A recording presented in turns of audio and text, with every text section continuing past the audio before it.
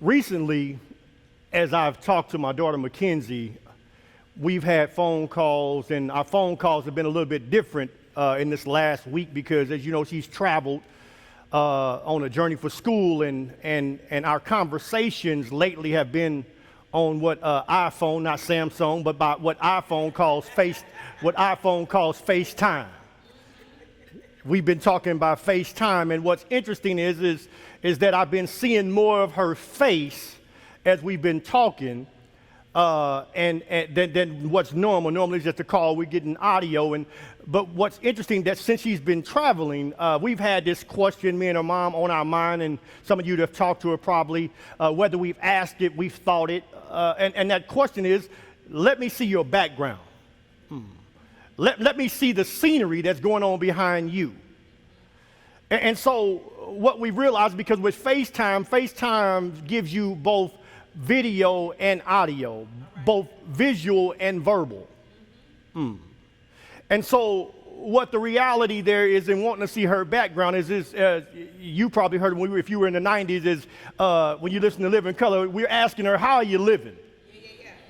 Because if we can look at the video, we can see by the background how she's living. We can see if she's safe and secure, she's enjoying where she's at. FaceTime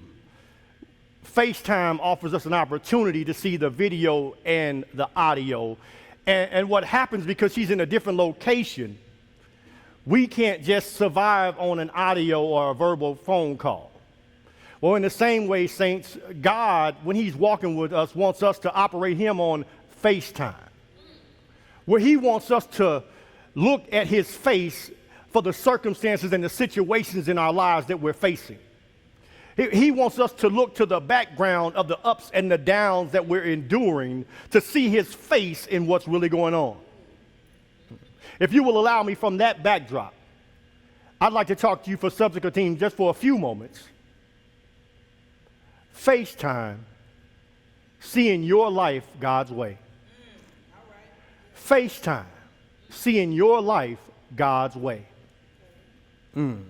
What we really are dealing with is that every time we have a FaceTime, we seem to focus more attention on the face than we would normally do in any conversation. We don't just go through the motions and listen. We tend to want to receive what's going on. And so we're really doing some real homework to see what's going on. Meaning that we're looking to see if we can hear, and if the hearing and the visual is going on together, if they're matching up, if what's being said and what's being done are coagulating, if they're corresponding, if they're connecting, if there's correlation. Tony Evans says it this way, that if all you see is what you see, then you don't see all there is to be seen. If all you see is what you see, then you don't see all there is to be seen. Meaning that whatever is going on right now in your life, is all you see is the surface situation, then you don't see all of that God wants you to see. God utilizes spiritual FaceTime to reveal himself and his will through our ups and our downs in life. If we'll look for his face, we'll see his purpose and his plan. The real question with timing is that are we living life based on God's will or our will? God's desire or our desire? Well, before we get too far, to give you a little bit of background or setting, we said this before, we're getting this book from the Apostle John, who's known as the spiritual disciple, the one that Jesus calls his beloved, that laid his head on Jesus' bosom, the one that said that the one that Jesus loved, the disciple that Jesus loved. John writes this disciple, which is known at their time shortly after Jesus is resurrected, crucified and resurrected. The fathers of his time know this gospel as the spiritual gospel, meaning that it's the gospel that cuts to the chase, that gets to the crux of the matter, that gets to the heart of the issue, that goes beyond the fluff. John is the one that writes about the rubber meeting the road. He writes about 8 miracle signs to frame this, to show us who Jesus really is as the Messiah. The Messiah being the one that the Jews were looking for, known as the anointed one, the divine one, the one that had God's power flowing in him and through him. If you are a Christian, you heard him as Jesus the Christ. The reality is that that's a translation off of the Hebrew word Messiah. The idea is that when you call yourself a Christian, you are a Messianic Gentile, a Messianic African American, a Messianic white person, a Messianic Hispanic, a Messianic Hoosier, if you will. You are one that has said you are following the divine one, the one, not the prophet Mohammed, but the prophet Christ Jesus, the one who's more than a prophet, who is the Son of God in the flesh. John builds his case about who Jesus is off of these miracles that were not just to show that Jesus' performance in his power, but also to reveal his personhood and his presence. Not just his personhood, his performance and his power, but his personhood and his presence. So when you think about Christ, it's not just what we can get from God. It's also who God is that's giving it to us. This is what John is trying to get us to look at when he's talking about his timing and those miracles. And so what we see as we arrive at our subject text, verse 1 says that Jesus is staying away from Judea because there's a death threat on the table. Jesus doesn't want to get taken. There's some people with a special set of skills that can try to take Jesus off the scene. There's a death threat. There's some proteges that are after Jesus. There's some assassins that want to take Jesus out. And so Jesus is staying away from the hood, away from a certain neighborhood because he's got the wrong colors. He's got the blood of God, the blood of Christ. And so therefore, he can't go in a blue territory. He's got to establish, if you would, Judea is the southern edge of Jerusalem. It's that region. If you were going to, and now he's prophesying, preaching, and living out his ministry in Galilee, the northern end. If this was our context, it would be as if Jesus just left Jeffersonville, Indiana, and now is up on 65 to the northern edge in Gary. He's moving from Judea, where there's some issues with being a black and African American. You know, the South wasn't too good to certain color complexes and things like that, certain complexions. And Jesus has now moved to the north to get into the steel mill and things like that to get better opportunities. He's up in Gary, if you will. Sometimes some people might be in Maryville, say they're from Mary, but they're really in Gary. Jesus is in Gary, if you will. He's on the north edge of Indiana, East Chicago, if you will. I'm just trying to bring it home. He's up on the northern end where he's receiving more favorable treatment to escape the death threat. And lo and behold, like we see here today in Indiana, sometimes when people say, like they said in Galilee, can anything good come from Nazareth? You hear people say, can anything good come from that northern end that I mentioned? And a lot of times, those people that they put their mouth on, a lot of times are better people in the community. Jesus is the one that they got their mouth on. So arriving at our subject text, Jesus arrives back home, and to really illustrate what he says, that only in his homeland is a prophet not honored. Have you had some problems with people trying to take you out on the street, but you go home to an argument too? You got work issues, you tired and stressed out, only to go home to somebody that don't want to take none from you, Lord, but want to add some more to it. This is what Jesus is, that he's come off the road, and now he's back with his family, his cousins, brothers, and sisters in them, and now they got a conflict on the table. The issue is it's a ministry conflict with his brothers, some directional issues. The problem is they're offering direction without devotion. They got suggestions without sacrifice. The ones that's doing the least is talking the most. This is his brothers on the table running their mouth, talking loud, saying nothing. See, it's rooted in timing. And that timing leads us to our primary point of emphasis, is that timing is testimony sensitive. Timing is testimony sensitive. Look at verse 6. It says, Jesus said to them, my time has not yet come, but your time is always here. My time has not yet come, but your time is always here. What he's saying is timing is precious. We can't just take it for granted. It has to be cared for and nurtured. It has to be paid attention to. It's emphasizing the importance of Jesus' actions based on this timing thing, based on the clock. See, it's a central theme in John's gospel, where throughout the book, John talks about my hour is not yet come, his hour is here, or my time is here or has not yet come, showing the people that will be reading this book at that time that Jesus wasn't a man that was purposeless. He was time conscious. He was not the person bored to death at work watching the clock waiting to get off. No. He was the person that was always about his business. He was always about his purpose, trying to get the best use of his time.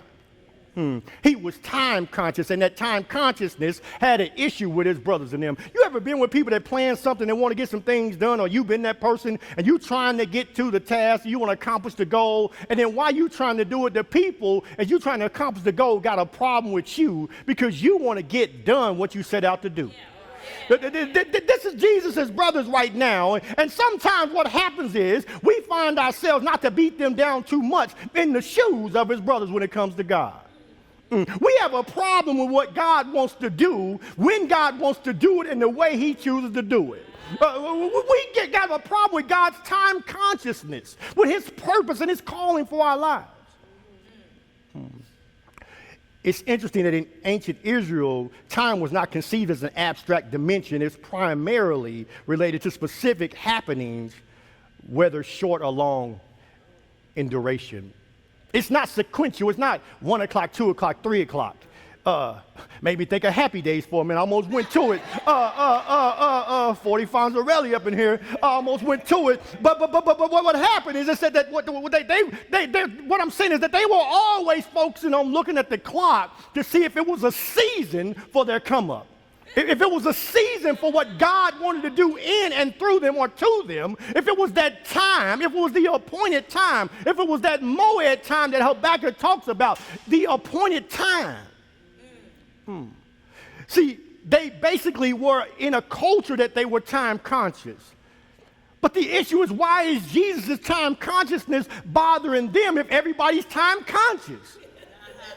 If everybody's watching the clock, why do they have a problem with Jesus watching the clock?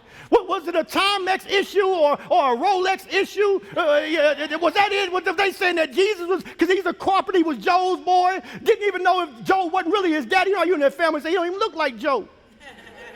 Mary don't tip down. You've been in the family when they said that about certain members. Is that what his brothers are doing? Say, he ain't even our blood. He's on a different clock. He ain't been right because he ain't from the right blood. He ain't our daddy's boy. Is that what it is? Is this sibling rivalry where they're pointing fingers because there's favoritism on deck? Is that what's going on? No, that's not what's going on. What's going on is that time is showing here that time is indicating two different worldviews.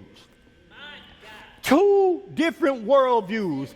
The way in which you look at this world, Jesus is bringing up, he's brought this issue up, set them up to complain about whether he should go to the Black Expo, the Feast of Booths in their culture, what would be the black, similar to the Black Expo for us. You know, you ain't black if you don't get down to the convention center in July, especially the free concert. Don't let there be an uprising when they try to put it in Brownsburg and make them put it back where it's supposed to be. But this is what's happening. They got an uprising going on in the family because they don't believe Jesus is Jew as he can be. Because every Jew of that time, when the Feast of Booths came, no matter where they were, was supposed to get to Monument Circle so they can remember what God has done. When God brought them through the wilderness, a time when they were just eating beans and cornbread, pinto beans, if you will. But now they got steak, and he said, you don't got beyond yourself. You got to be too big for your bridges, Jay. You got to get back to Monument Circle, to the Circle Center, so we can do what we're supposed to do, what we always do. Two different worldviews. The Greeks look at the time as something that is by fate, happenstance, something that just occurs randomly without purpose. It's something that they will utilize, but not for no real specific end. But what Jesus also shows but the biblical view, the Hebraic view, the Jewish view is that God is the master of time, that he put the sun and the stars in place to point to specific seasons so we know when to go one place and when to go another. It's as if, like I said, if you were trying to go to Sweden and you wanted 24-hour sunlight, you would go at mid-May to July. But if you was a night owl, you would get there in December, roughly right before Christmas, and you get 20 hours of darkness. What he's saying is that the way you view this world would dictate the way you operate with your time. If you think this world is happenstance and you feel like there's nothing to lose, so that I can YOLO it if I want to, You only live once. I can do whatever I want to do because it's purposeless anyway. I don't got to sacrifice. I can just make suggestions. I can go any direction without devotion. This is what he's trying to let them know, because they want him to go to a place where he could have been killed. To them, any direction was good because they were looking at time based on their own desires. All right. Jesus uses the kairos, Greek word kairos. Kairos means a decisive moment. It means that this is the specific moment, specific time for God to do something. What am I saying? That when you look around at what's going on with you right now, there's some things that's happening that God has allowed to happen right now for a specific reason. There's some times where you're doing some things that could have produced results in the past that God didn't let the results come to pass then, but now has to let them come to pass now. God said there's a specific reason that this is happening right now. And so the challenge is for not you to get in despair and to lose hope or to get too excited. The reality is that you got to look to and realize that God is on deck whether you can see him or not. Kairos time. Jesus knew that God uses both celebrations and crises, times of celebration and times of crisis to get his purpose across. Two events that Jesus used for celebration. One for celebration was that Jesus' baptism, where, remember, John wanted to baptize Jesus, wanted to be baptized by Jesus. Jesus said, but according to what God wants to do right now, Jesus said, it's better that you baptize me. And the celebration of that is that God speaks from heaven and everybody gets to hear their Father's voice to find out that this one is a son that God is well pleased with. A celebration moment, you know, that baby dedication ceremony at church, if you will, where everybody and their mama comes to church. The Easter and the Christmas people get there for the baby dedication, right? This is that celebration, that God will use celebration moments to reveal his calling or his purpose on your life. But he'll also use crisis, because he used that same John the Baptist going to prison and about to be beheaded as an impetus, as a motivation, as a jump start to go and start preaching the gospel in his ministry. Jesus understood that God will use both the happy times and the hurtful times to bring about his purpose in our lives. He will use the things that we understand and the things that we don't understand to reveal our need for him.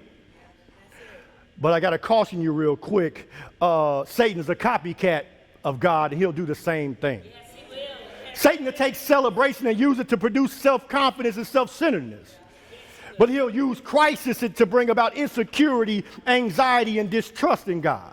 See, we got to be careful, but what that leads us to is that when you look at the brothers and why this happens, when Satan used it, you can see this in the brothers, because the brothers' time is a contrasting time with what we would call worldly time, worldly living. He says in verse 6, he says that your time is already here, always here. Well, he said that this random living, they're seeking whatever desire or opportunity that arises. Always here, meaning that they didn't have to get ready. They stayed ready to go after what they wanted. You heard people say, if you stay ready, you ain't got to get ready. See, they stayed ready to make decisions based on what they wanted. When it came to jobs, they went to where they wanted. When it came to mates, they went to who they wanted. When it came to travel, they went where they wanted. When it came to eating, they ate what they wanted. When it came to church, it was where they wanted. When it came to coming, they came when they wanted. When it came to working with their friends, they worked how they wanted. Remember, Jesus is not the one on deck that's watching the clock, that's bored and looking at the clock because he's ready to get off. No, Jesus understood that whatever he did had God at the head of it, so he needed to operate in a way that didn't please himself but pleased God. His brothers didn't operate that way. They were 100%, as we say. I was 100%. They were 100% ready to satisfy their own desires, to do whatever or go wherever they needed to get what they wanted. They were never too tired to please themselves. No time was ever too early or too late to go after what they wanted. Question on the table: what's the significance of a brother, though? As we see these two different times, this godly time and this worldly time, right? This Greek time, worldly time, and this godly time, Hebrew time, as Jesus is showing. What's the significance of a brother? Why does he talk about the brothers? Well, the idea of a brother is as figurative. It's the image of an ideal closeness, like-mindedness, and unity of purpose. It said that this should exist between Christians. That we should be like-minded in how we view, how we live, what we do, how we serve, where we go, what we don't do, where we don't go. We should have unity of mind. Not uniformity, not everybody doing the same thing, but doing similar things or different things for the same reason. We're not copycats. You know, we're not Simon Says people. The idea is that we do it, we are unified people. Different gifts for the same benefit. Right? Because we received it from the same God. So by emphasizing brothers, what he's really doing is he's indicating that they are those that should have been the most supportive of his ministry. You, brothers and your siblings and your family, the people that you should agree with the most. They should support you the most. If you go out there in a fight, you don't expect your brothers and your sisters to jump in helping your enemies. I remember there's a time where I got a whooping because I didn't, one of my cousins got a whooping because they didn't jump in and help me fight. And the fight wasn't necessarily theirs, but when we got home, and I think, I might have won this one, I don't know. I've lost some, though. I don't want to act like I win them all. I lost some. Don't get it twisted. I can lose on any given Sunday. I lost some. And what happened, but this one I think I won. And when it was telling the story, my auntie said, well, what was you doing? I was standing there watching. You didn't jump in? And got towed up. Immediately. They didn't even get to celebrate the victory for me too long. They towed him up. Because he didn't jump in on a victory. And so Jesus is saying that the reality is that you, my brothers of all people, you should be walking along the same course for the same reason, to get the same benefit that I'm going after, to please God. Understanding that out of this worldview, anything that you have, starting with your life, before you get to your home and your cars, your iPhones, and God forbid your Samsung, before you get to any of that, that what you got, God gave it to you. And because God gave you this time, you got to try to see his face so you can recognize his purpose in the ups and the downs of what he's doing. His brothers. But instead, they were the furthest from unity and similarity from God. The world we expect, the one that don't believe in Jesus, we expect them to reject Christ and to go a different way. Yeah. But when it comes to the saints, Jesus is saying that we are the ones that should be agreeing and getting together. You know, I got an inbox the other day, yesterday, and I happened to see it, and I was asking a lady to help out with ministry, and I might have been wrong on this, but I don't think I am. But if I was, if she hears this, God forgive me. But I think this is what I saw, right? I was told that your wife has my number, reach out to her and have her call me. And so in my head, I'm thinking, my inbox clearly said, how can you help out with this ministry? And how can we grow together? Let me know what God has shown you in prayer. And then I thought to myself, so if you question my integrity in my first interaction with you on an inbox, why would I want you helping out in the ministry in the first place? Because if we start off wrong, how can we ever end up right?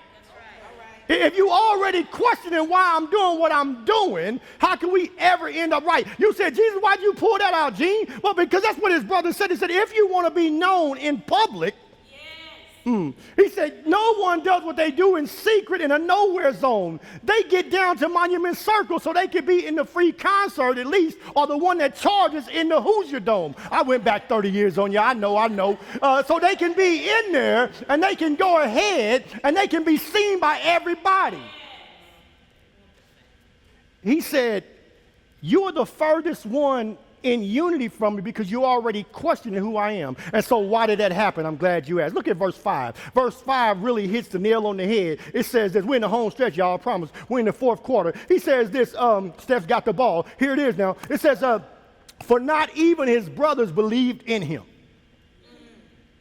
What? Not even his brothers believed in him. That word believed is trust depended upon in him.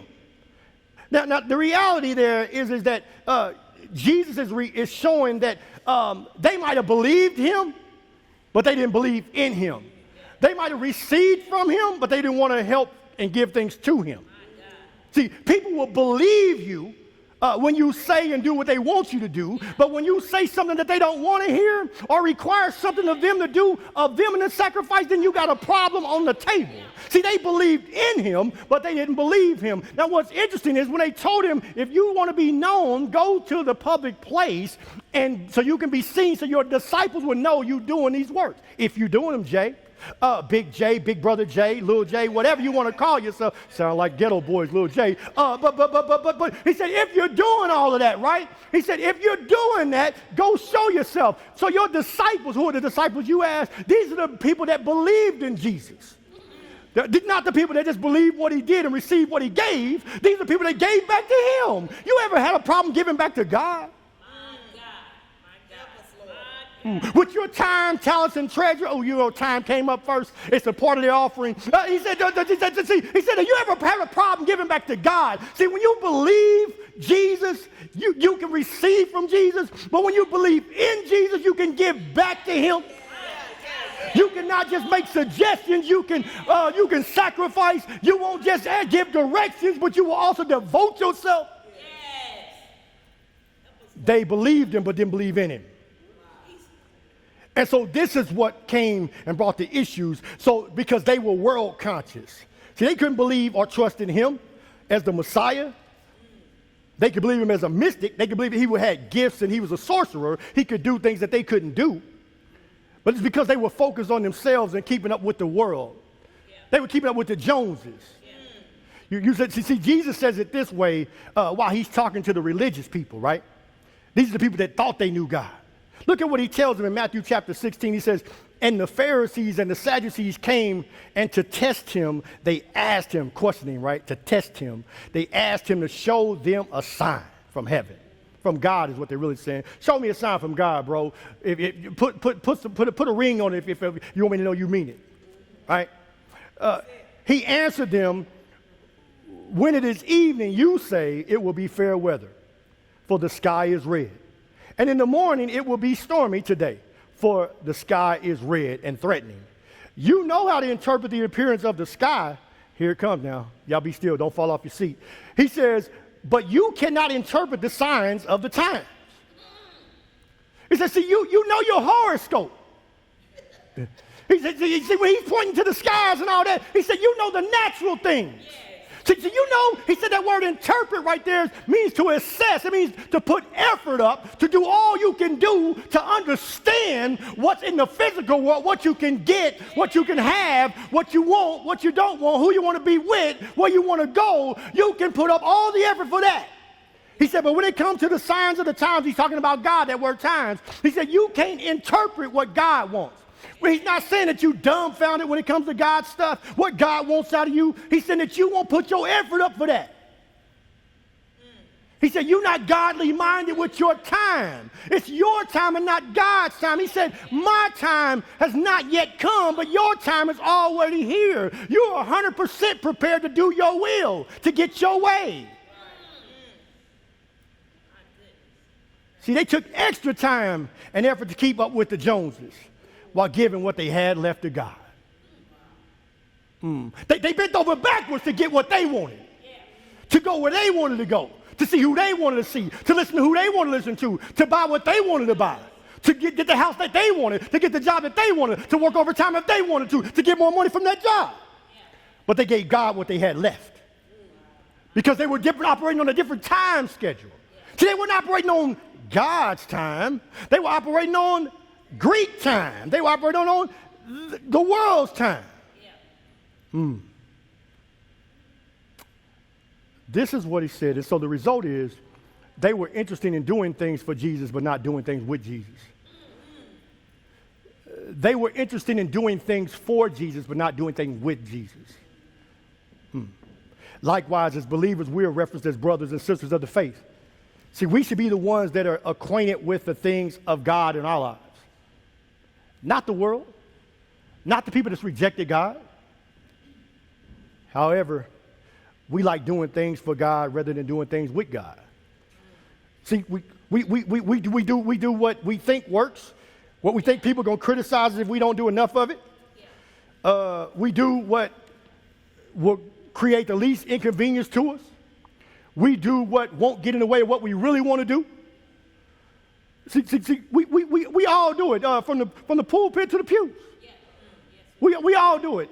I can tell you almost every Saturday, one of my biggest challenges for me is to work on this sermon when I would rather be out shopping or doing something else or watching TV. And even when I try to watch TV on them days, I can't enjoy the show because all that's on my mind is, I thought you were supposed to be serving me.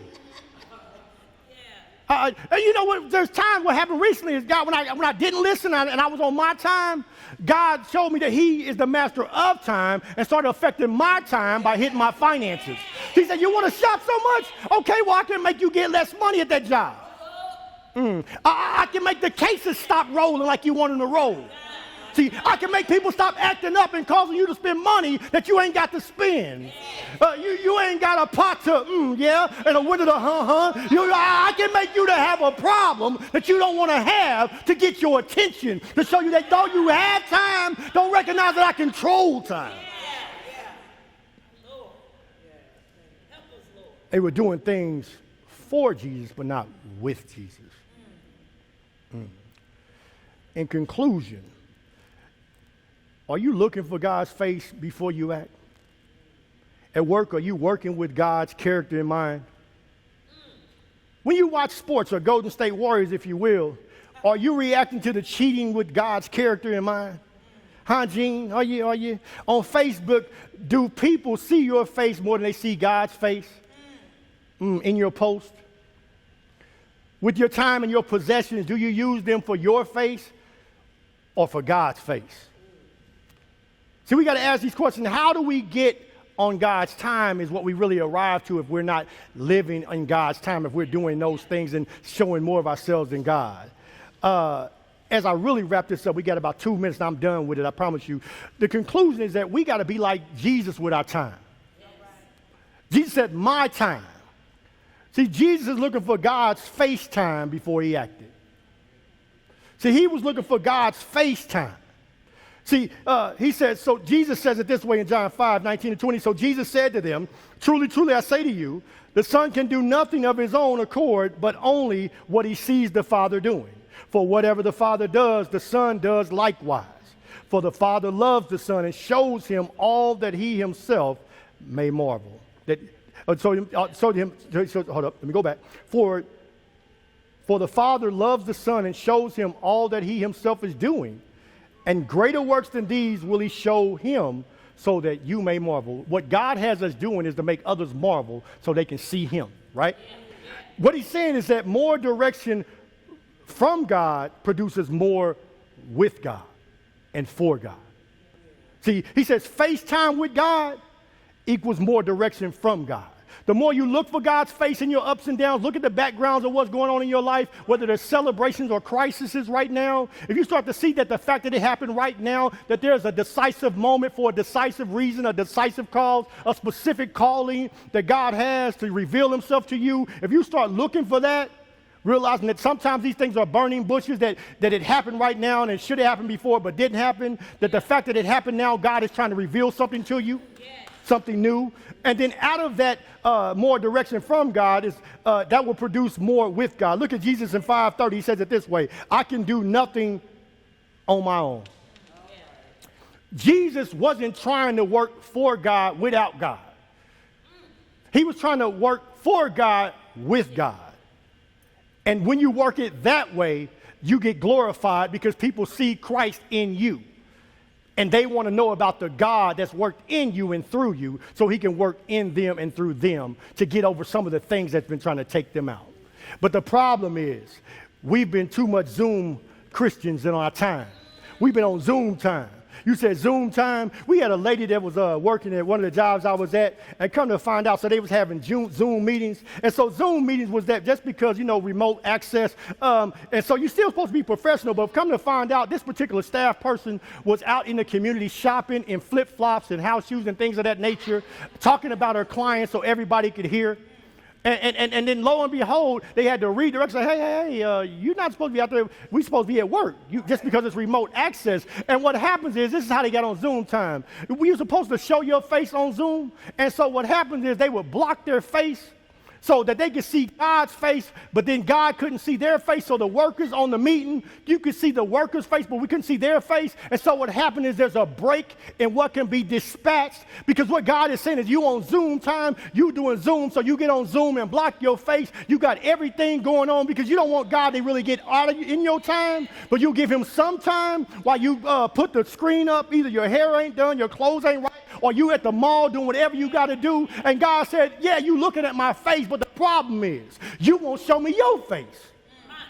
And so though you coming to me, I can't get nothing to you. See, we on Zoom time with our time, trying to call it God's time.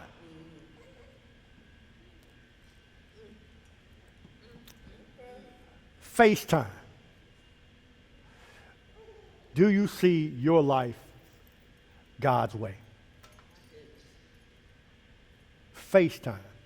Are you looking for God's face in the situation and circumstances of your life, whether that be in the ups, the happy times, or the hurtful seasons? Are you seeing God?